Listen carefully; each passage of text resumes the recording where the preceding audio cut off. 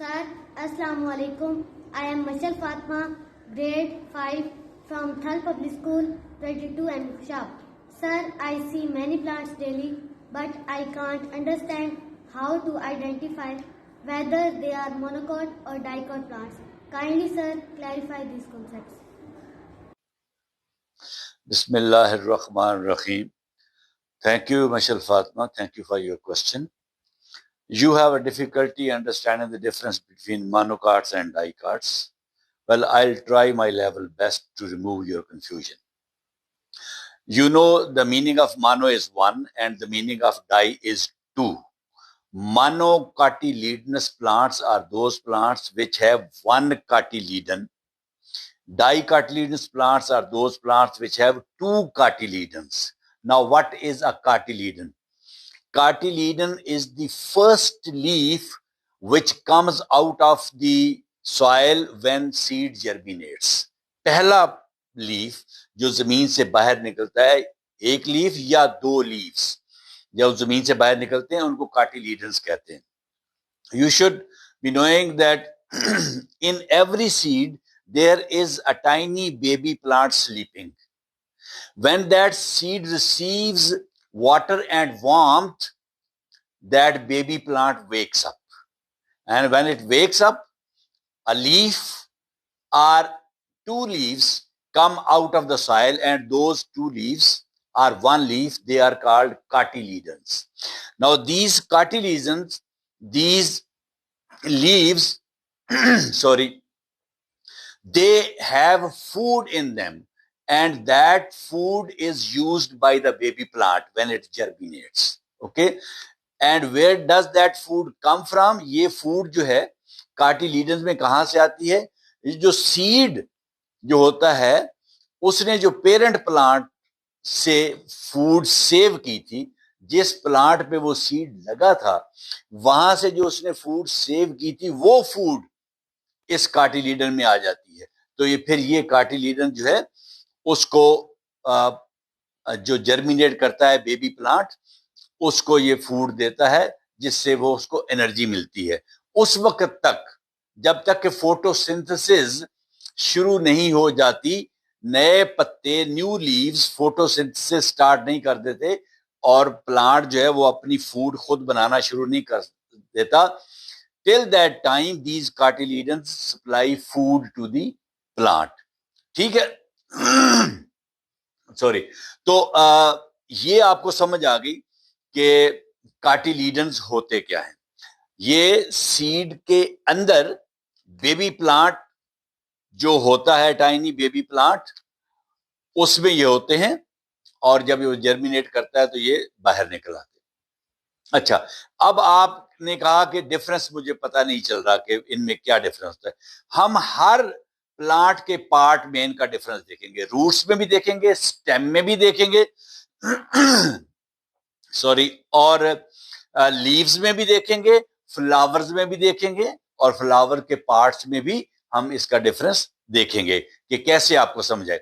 अच्छा, रूट्स जो हैं, जो मोनोकाट्स होती हैं ना, उनमें रूट्स फाइब्रस रूट्स होती हैं. एडवेंटिशियस रूट्स भी उनको कहते हैं. ऐसी रूट्स जो के स्टेम के नीचे से, जैसे आपके बाल नहीं होते, बाल, बारीक बाल जो हैं, हेयर, वो बेशुमार निकलें. जैसे आपने अनियन नहीं देखा, प्याज, कभी अनियन को जमीन से निकाला है, उसके नीचे आपने रूट्स देखी हैं, वो सारी बारीक बारीक हेयर लाइक रूट्स स्टेम से निकल रही होती हैं. उनको कहते हैं फाइब्रस रूट्स या एडवेंटिशियस रूट्स. ठीक है? तो ये आप इस तरह समझें कि ये देखें, ये एक प्लांट है और ये इसकी रूट्स हैं, और यहां से रूट्स ये एक ही जगह से सारी निकल रही हैं. ये सारी रूट्स एक ही जगह से निकल रही हैं. तो ये इनको कहते हैं फाइब्रस रूट्स, और ये मोनोकाट में होती है. डाइकाट में फाइब्रस रूट्स नहीं होती, उसमें टैप रूट सिस्टम होता है.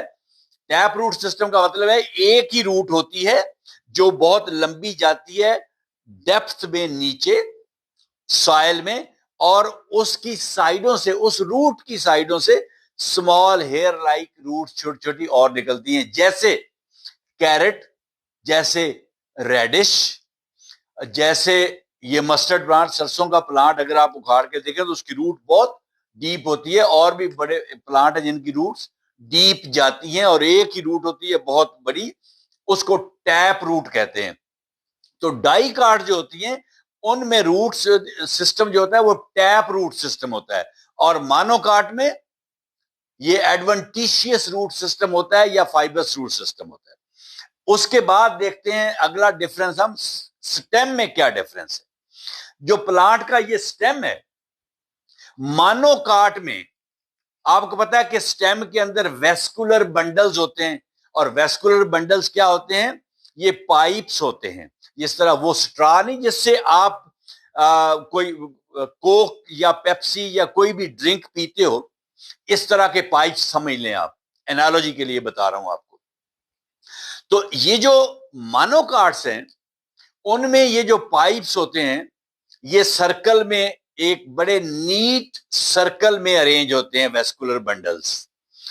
अच्छा, इनमें ये जो पाइप्स होते हैं ना, एक पाइप्स ऐसे होते हैं जो जमीन से वाटर और मिनरल्स को लेके जाते हैं प्लांट के अंदर, और दूसरे पाइप्स वो होते हैं कि जो लीव्स फोटोसिंथेसिस में फूड बनाते हैं, उस फूड को लीव से लेके बाकी पार्ट्स ऑफ प्लांट्स में आते हैं। तो जो पाइप्स नीचे से वाटर और मिनरल्स लेके प्लांट में जाते हैं उनको जाइलम कहते हैं, और जो पाइप्स फूड फोटोसिंथेसिस जो बनती है, ग्लूकोज बनता है, उसको लेके प्लांट के मुख्तलिफ पार्ट्स में जाते हैं, उन पाइप्स को हम फ्लोएम कहते हैं। तो ये दोनों मिल के हम इनको कहते हैं वेस्कुलर बंडल्स, दोनों तरह के पाइप्स को।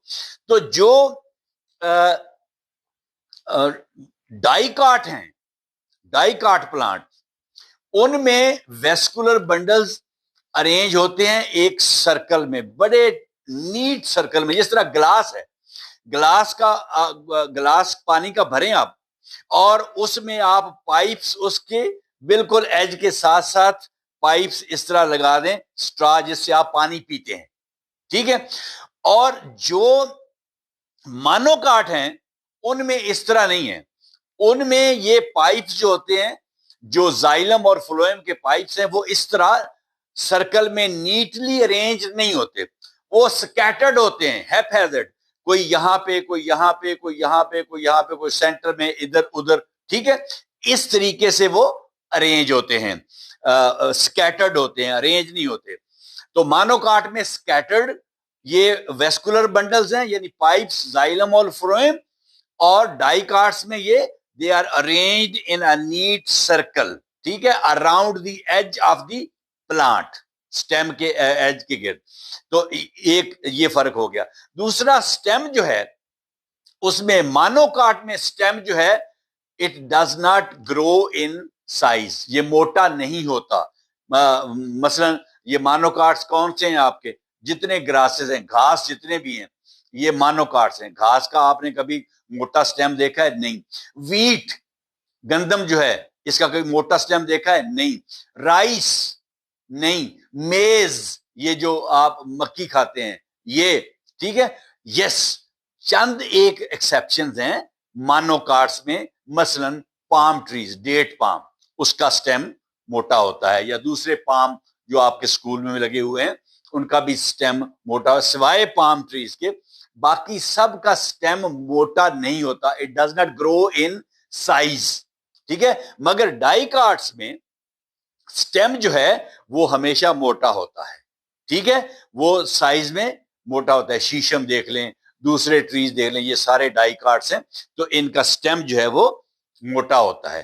तो ये स्टेम के दो डिफरेंस हैं, एक तो स्टेम का साइज, मानोकाट में मोटा नहीं होता, डाइकाट में मोटा होता है, और एक अरेंजमेंट ऑफ वेस्कुलर बंडल्स, यानी जाइलम और फ्लोएम पाइप्स, उसकी अरेंजमेंट, उनमें भी फर्क है।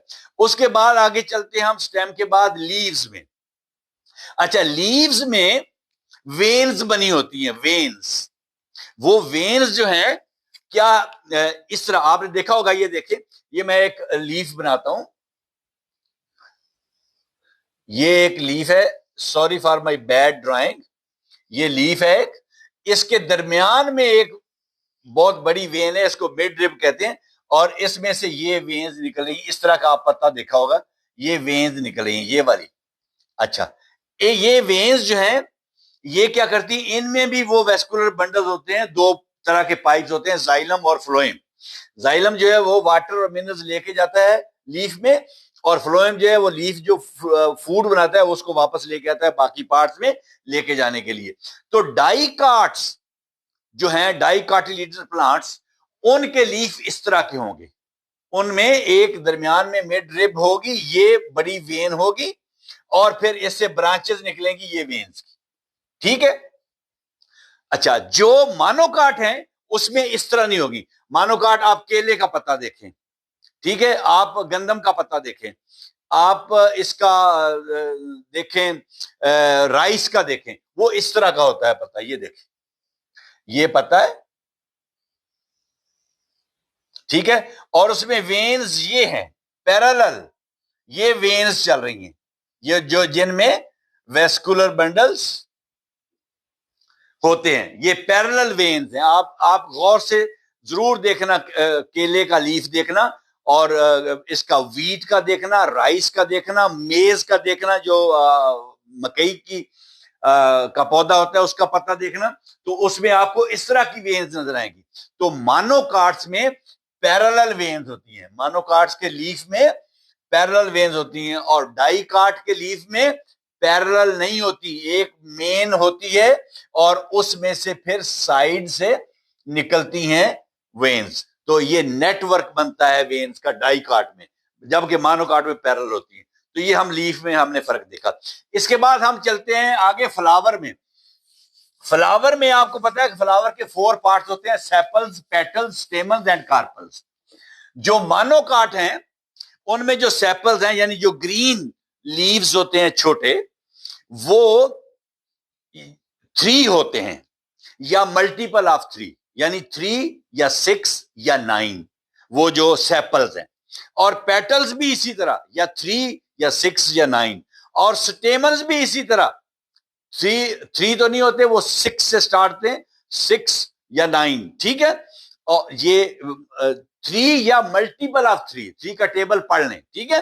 तो इस अरेंजमेंट में वो होंगे, सेपल्स, पेटल्स, स्टेमन्स और कार्पल्स। अच्छा, कार्पल्स भी इसी अरेंजमेंट में होंगे 3, मगर वो फ्यूज होंगे, कंबाइन होंगे, वो एक ही बन जाता है जुड़ के, वो 3 जो है कंबाइन होके, फ्यूज होके एक ही बन जाता है कार्पल। वो ओवरी बनाते हैं, पिस्टल बनाते हैं, वो तीनों फ्यूज करके ओवरी बना देते हैं, ठीक है।